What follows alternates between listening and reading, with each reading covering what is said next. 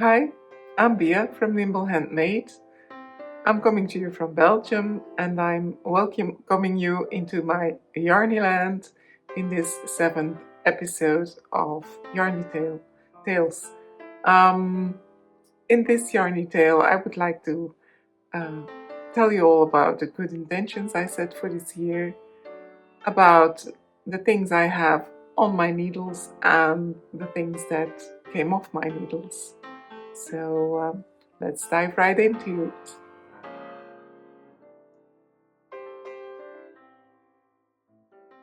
First of all, I wish you all the best for 2025. I hope you enjoy the holidays and that you also may enjoy some good health and prosperity and good luck in 2025. Um, And as people do, I have also set some intentions, not only um, for in general, but also some yarny intentions. And the first of that is that I want to decrease my stash, don't we all?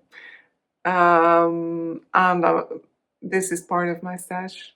I'm gonna talk to you about that later on. And the second thing I'm sorry, I'm just looking at my notes here. The second thing is, of course, I want to finish the whips I have cast on in the past year. As I said earlier, I have been quite ill last year, and that well, it's still not all good, and that means that sometimes I just can't concentrate on a project when it comes to sizing or um, yeah, more difficult stitching like collar work or lace work. Some things I need several projects to move around. But that's okay. The thing is that I did cast on a lot of projects just to see what I needed and what I could work on, what wasn't possible. So there are quite a number of whips that need to be finished. But the third may be the most interesting intention that I set, and that is that I will continue with my scrumptious challenge. So last year I set myself a goal that I would knit, and not only knit or crochet, I would design with 3 kilometers of yarn. Now I finished the blanket. I showed that in an earlier video. I still have to, well, I put the pattern on my blog. It's Tunesian crochet blanket with like a chevron pattern, but the finishing video still needs to come. So that's on my list as well, in the whips somewhere. But that will come soon, and that uses up about 1 kilometer of the intentions I said last year. But well, I still have not 2 kilometers left, but some kilometers. And then so I'm still looking for new projects, new ways to move on with the scrumptious yarn, and I will tell you all about it later in this episode. First of all, I want to show you what I finished, and the first project is this one. It's something I designed myself. It's the Sugar Spikes shawl, and this is the front, and the back looks like this. I can't choose between the two. I think they're both lovely. So how did all this come about. I started working with Rico, Painted Power. I still have the label here somewhere, and I don't know where exactly. Never mind, I will put everything down in the description box.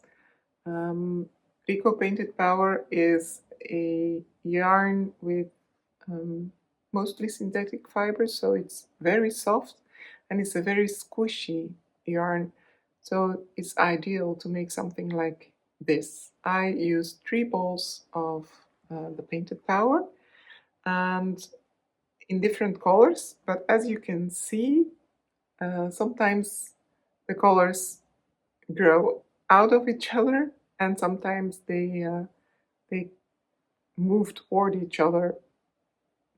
I don't know if that's the proper explanation, but as you can see, there is quite some color change going on, and I really like the effect. It wasn't intended that this is 2 rows of blue, but it just came out that way, and I really like it.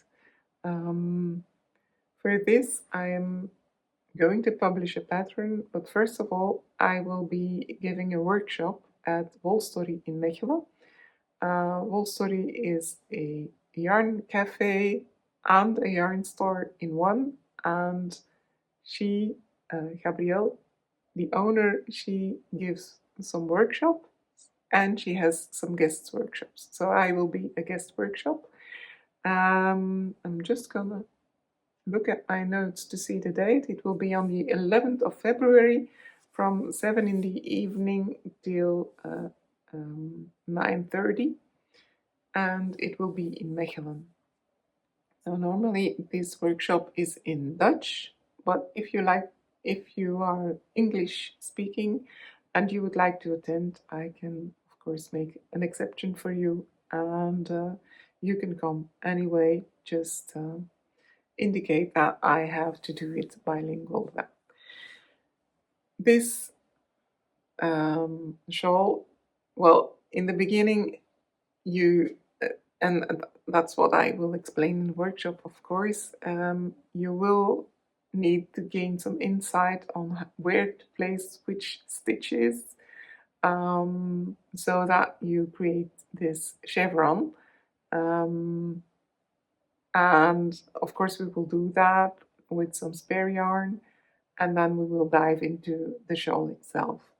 This shawl can be made in gradient colors, the way I did it, but of course you can make it in a solid color, you can make it with stripes. There are really a lot of possibilities, and if you want to make it for a gentleman, you can do that as well. The yarn the yarn size, I don't know the exact wording, don't remember. So the thickness of the yarn is normally you would use a 5mm needle to knit or crochet this. I use a 7mm needle to do the Tunisian crochet. You need to go up a few sizes.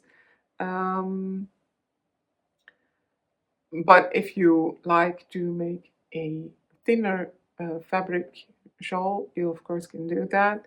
I wouldn't advise to go very much thicker in yarn, because you make quite a thick fabric. So you create quite a robust fabric with Tunisian crochet. Anyway, so you can choose how long you make it, how wide you make it. If you want to make it for a gentleman, it will normally be a bit smaller in width.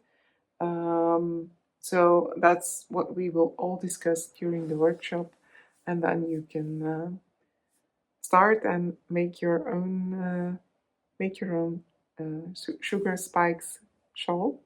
I will put everything in the description. If you have any questions at all, please leave them in the comments or send me an email.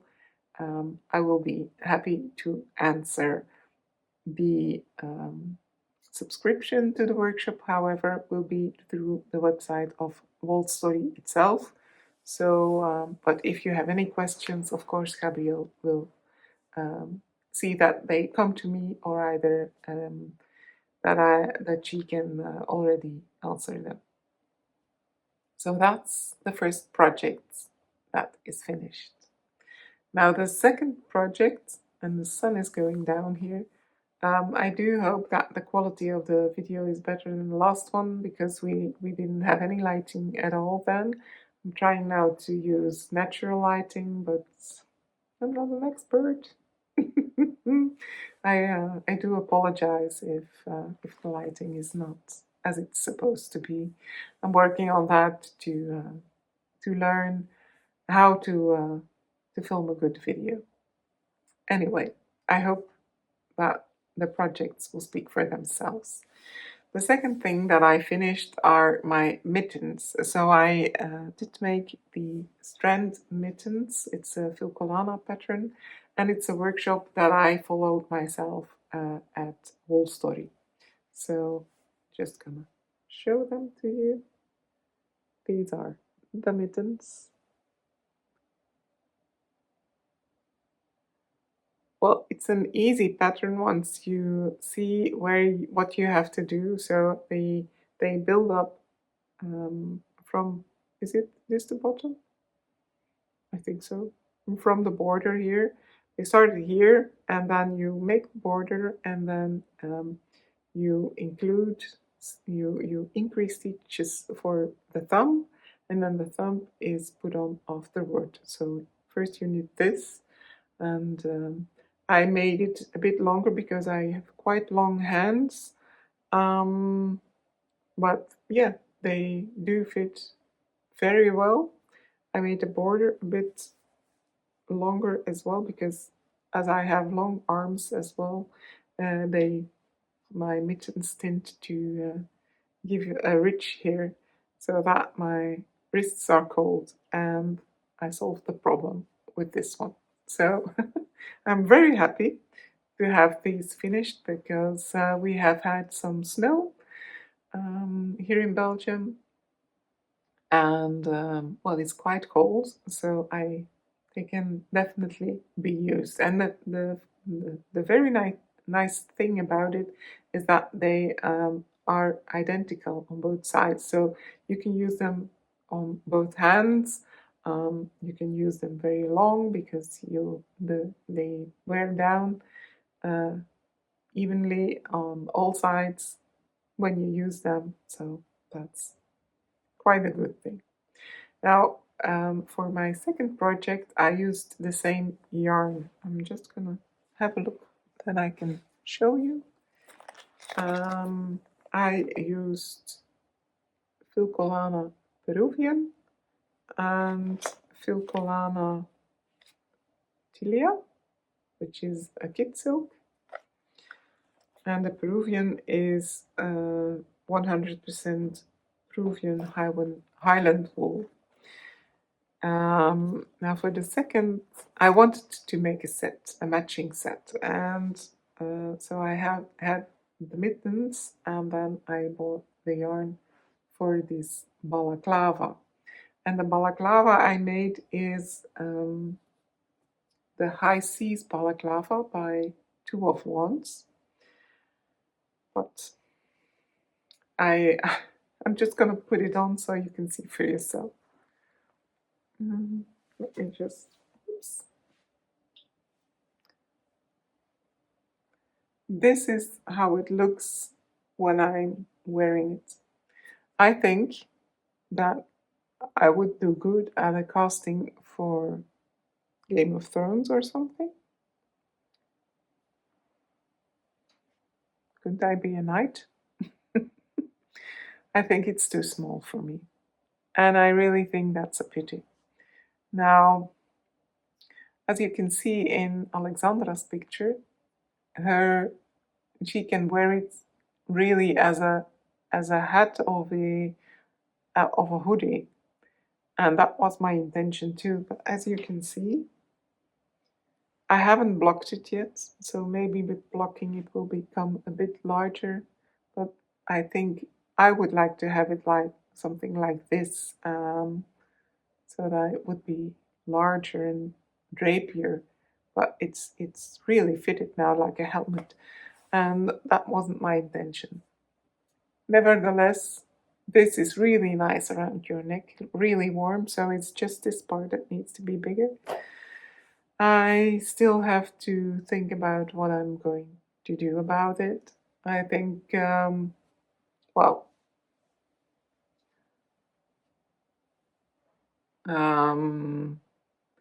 I really enjoyed making it. You knit it from the bottom up and then you split, so you make like this kind of round scarf for the neck, and then you split it and you go up, and these are little coffee beans, and then you decrease, and then you kitchen it all together, and you make a border, an I-cord, and then you sew it all together. It's a very clear pattern. It's really enjoyable to make, but as you can see, it's a bit small. Now I have a big head.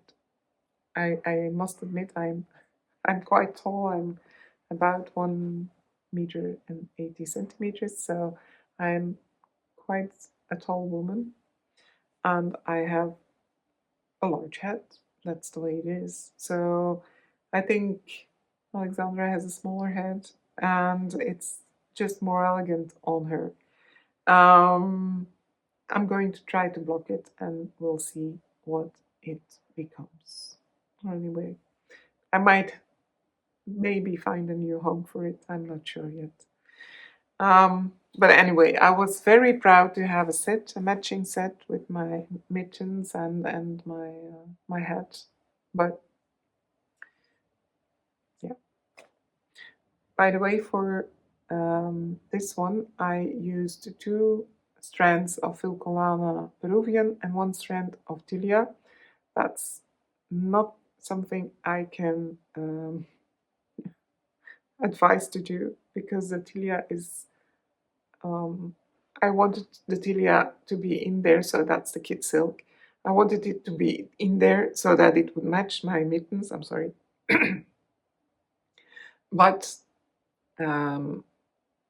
you knit with large needles, and the Peruvian is a bit stretchy, so it's quite hard to get an even work with 3 strands. So I think it was made in a single yarn, so it was knit with a single strand in the original pattern. Yeah, I would go for that. Anyway, can't all be joyful, but I did enjoy knitting it, and I'm sure I will find a home if it doesn't stretch out when blocking, so no problem there. Then another work in progress, still my Christmas sweater, the Kristtjørn sweater by Hanne Rimmen. I think it's gorgeous, and I have finished 1 sleeve and the body. I just need to do some extra ribbing on the body, and then half a sleeve, and then it's finished. I still do have the problem in the back. I think it's not fitting well, but of course it's not blocked yet. So I do hope that gets sorted out. It has to do with the short rows that I inserted after the how do you call it in I've lost it. Anyway, it's done over here, so you start in the middle of the sleeves and you make short rows, but as you can see, it gives some extra fabric, and I'm quite afraid of that. So that's the back side, and it's not the case on the front. Anyway, we'll see how it turns out. It's a really enjoyable knit. I used Letlopi. So this is Letlopi yarn in the colors light ash heather, and this is the pine green heather. It's a really enjoyable yarn. I talked about it at length in my former video about the jewel fleece the Icelandic sheep have and what surprises that gave me in the yarn itself. But it's a really warm sweater, and as it has snowed here, I'm looking forward to using it. So still need to catch up on some knitting for this one, and then it will be finished, and then next year I will do the berries on this one, and then it will be my holiday sweater. So I am really prepared for the holidays in 2025. Then the next project is really my favorite, in fact. It's my Advent shawl. And in my last video, I told you that it would be the Orlando wrap by Tanya Franz. However, I had to change the pattern.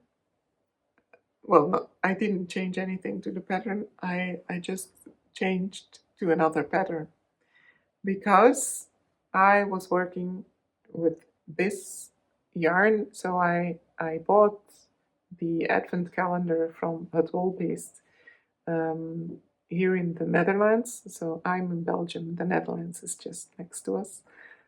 We speak the same language. So I speak Flemish and they speak Dutch, which is something like I speak British English and they speak American English, or the other way around. So that would be the difference between our languages. So we understand each other very well. But what I was saying is that I bought this mohair together with the Advent calendar by Het Wolbeest in the color Indian Summer. Now, I tried to, as the Orlando wrap has these, well, it's like strips and they have holes in them. And it's made with a contrasting color. And I tried that. I made a sample and it didn't look like anything. It was some kind of sea foam or, yeah. Because the yarn is too thin. There really is a difference between, I'm just gonna get, like you can see this is what the sock yarn looks like, and this is what the mohair yarn looks like. So it's very thin, and well, it didn't work out being so thin. So if I tried it double, it gave a good effect, but I didn't have enough yarn from this one to make the entire shawl. So that is why I decided to go for another pattern. So I do have a lot of favorite patterns on Ravelry. And I chose the True Colors by Melanie Berg. I think she's German because her pattern is in English and in German. And her pattern is in a lot of projects, so it was already knit up by many people, and that gave me the courage to to make the step toward that pattern. And the nice thing is, I can still use the accompanying color, so the very bright, yes, kind of fluorescent pink. I chose that myself to be fluorescent. I didn't know then that it would be so hard to photograph a color like that. It's really hard, but anyway, I do like it because it's a pop of color in the gray days that we have. That's why I'm really happy how it turns out. It's a triangular shawl, and first you knit up all the colors, a bit more I think than just all the colors, and then you use a large strip. You don't you use the is it second color yarn? So the accent color, you use that for a large strip at the end, and then the details will be done in the Advent sock yarn. So this is what I have already, and I'm quite pleased with it. In the beginning I was a bit worried that you wouldn't be able to see anything of the colors of the Advent between the bright pink, but I think that works out quite well. So this one is of course not blocked, and if you block it, as it is a lace work, it's not really recognizable as lace if you don't stretch it, because you of course see all the gradients and speckles, but I think it will have a nice effect when it's stretched, and then the the fluorescent pink will not be as overwhelming as it is now. So in the back you can perhaps see it better. These are the colors. Because this one is, it protrudes a bit from the knitting on the front side, will lay itself flat when I block it, but at the back side you can see already that the pink isn't that overwhelming, and but the sunset colors speak through. It's a very well written pattern. It's very clear. It has a chart and written instructions, so yeah, I really recommend it. If you want to enjoy yourself with your Advent calendar. Right, then I still have my intentions, as I said before, and the one with the scrumptious yarn. So that is why I started making a bag out of what I still have left from my 3 kilometers of scrumptious yarn. I will make this into a bag. So it will be a large granny bag, and I will make 5 of these squares. This one isn't finished yet, but I have this one and this one already. And they make something like a cube, but without the lid on top. I would like to line it and then make it into a shopping bag or a knitting bag. I'm still debating what it will be, but at the top I will still need to make, of course, a border to get it all together, where I can put some, what do you call that in English?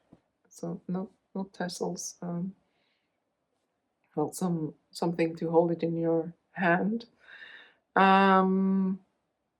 So that's the plan for this one. I'm still working on it, but I don't think it will take very long, as I do it with the scrumptious yarn held double.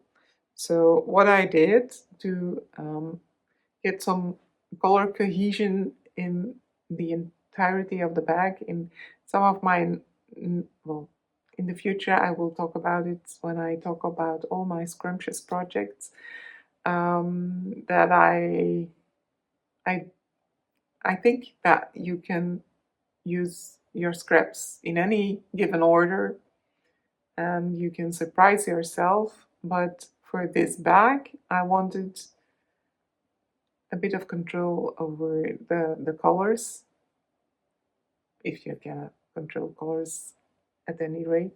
But I don't have enough yarn to make 5 exact squares, exactly the same squares. So that is why I came up with making small bags. Usually I do like nice knitting bags, but this is the box and these are the bags.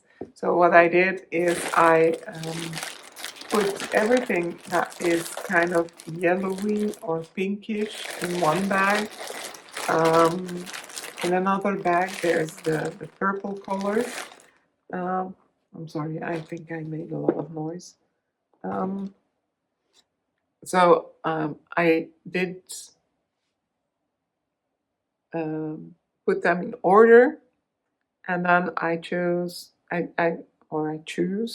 from every bag some colors, and I put them in the same color order so that the border will always be like this brownish or grayish. How do you call it? It's tones, I think. So that the color tones are quite similar. So when I attach them to one another, they match just a little bit. But of course you can choose your colors randomly and it will make a nice bag as well. But I wanted to have some control over the choice of colors, and I will see how it goes to make it into a bag. I really wish to have a darker bag that I can use during the winter time, and I really wanted to keep some yarn left to still make one or more other projects. So I try not to use just one entire ball and then another entire ball. I just want to use it up in pieces. So that will be a granny bag, and I will keep you updated on this one as well, of course. Sorry, noisy again. Then, my last project, which isn't a project yet, it's just well, some yarn from my stash. Maybe you have that as well. I found on internet on the Scapius website that they are hosting a make-along for a blanket. And I thought, well, this is an excellent chance to use up some of my stash and leftovers. This make-along is hosted by Scapius. They are using the scrumptious, well, the big version of the scrumptious yarn, but also some other yarns they have. So, well, all the info will be down below. You can see it on their website. You can see it on the designer's website. The designer is Handmade Past, and it will be a free cal. You can buy the pattern or you can follow it along on the website for free from January 15th to February 10th. Now, I don't think I will be able to finish a blanket in a month time, but I really like, well, to participate in a mal or a cal, or because it gives a sense of community. You can see what others make. It's inspiring. So that's why I chose to participate in that one. I'm going to do a little bit of my own thing with it, I think, but I'm really looking forward to the 15th of January, where we can start making the blanket. So if you wish to keep updated on this and all the other projects I showed you, please subscribe to the channel, and as soon as a new video comes out, you will be notified. If you like the video, please give it a thumbs up. It really helps my channel. You can also leave a comment. I really would like to know what your good intentions for 2025 are, so that it might be inspiring for me as well. And I wish you all the best. So, till next time, bye!